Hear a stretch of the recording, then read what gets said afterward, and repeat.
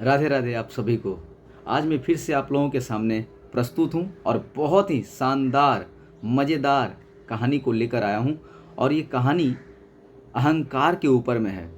ज़रा ध्यान से सुनिएगा, क्योंकि इसके अंत में आप बहुत ही हम लोग सब एक देखेंगे कि शानदार मोरल हम लोग सीखेंगे। तो चलिए बिना देर किए हुए, बिना समय को गवाए हुए कहानी को सुनते हैं और समझते हैं। एक मूर्तिकार रहा करता था। एक गांव में एक मूर्तिकार रहा करता था। बड़ा ही चर्चित मूर्तिकार था। वो जब मूर्ति बना देता था ना, वो ऐसा मूर्ति बनाता था कि मानो बस मूर्ति अब बोलने वाली है, मूर्ति अब रोने वाली है, मूर्ति अब हंसने वाली है। मतलब जो भी वो मूर्ति में सौंदर्य डालना चाहता था, वो इतना निखर कर आता था मूर्ति से कि बस वो रियल ही पूरा लगता था। उस मूर्तिकार की चर्चा बड़ी दूर दूर तक, बड़ी गाँवों में होने लगी।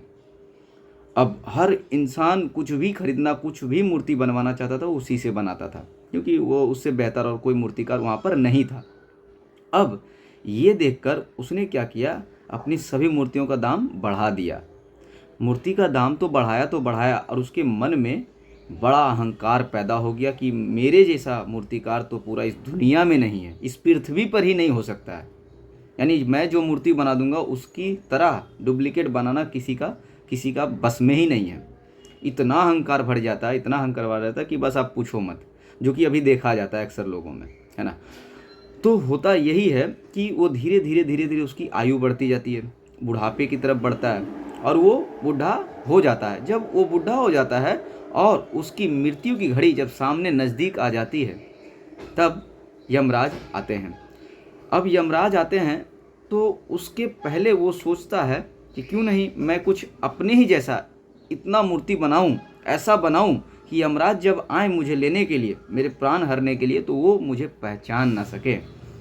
वो क्या करता है, वो 10 मूर्तियों को बनाता है, पूरा हूबहू अपने ही जैसा।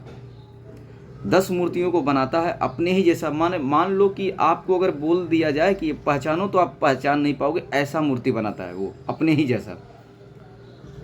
10 बनाता है और एक वो खुद रहता है और सबको लाइन से बैठा देता है, बीच में जाके वो भी बैठ जाता है। अब यमराज आते हैं। यमराज आकर देखिए, वो चाहते यमराज तो सभी को मूर्ति को खंडित करके उसको पकड़ के लेके चले जाते, लेकिन यमराज उसके कलाकार को तोड़ना नहीं चाहते थे, उसके कलाकार के ऊपर प्रश्न नहीं उठाना चाहते थे, है ना। वो उसकी घमंड को तोड़ना चाहते थे, उसकी अहंकार को तोड़ना चाहते थे। हुआ ये कि वो शांत बैठा था। यमराज भी देखकर बड़ा आश्चर्य किए कि क्या मतलब असाधारण प्रकार की ये मूर्तिकार, ये कलाकार है कि हूबहू अपने ही जैसा बना दिया है पूरा। उसके बाद यमराज ने विचार किया और उसके बाद फिर यमराज जी कहते हैं कि मूर्तिकार अगर सामने होता तो मैं उसे बताता कि उसने सब कुछ तो सही बनाया, लेकिन सिर्फ एक त्रुटि हो गई है, सिर्फ एक गलती रह गई है। अब जो कि मूर्तिकार अहंकारी था, अहंकार उसमें भर चुका था, वो सोचता है कि ऐसे कैसे हो सकता है। वो तुरंत बाहर निकल के आता है यमराज जी के सामने और डायरेक्ट बोलता है कि नहीं, ऐसा कभी हो ही नहीं सकता कि मेरे से त्रुटि हो जाए, मेरी मूर्तियों में त्रुटि रहे।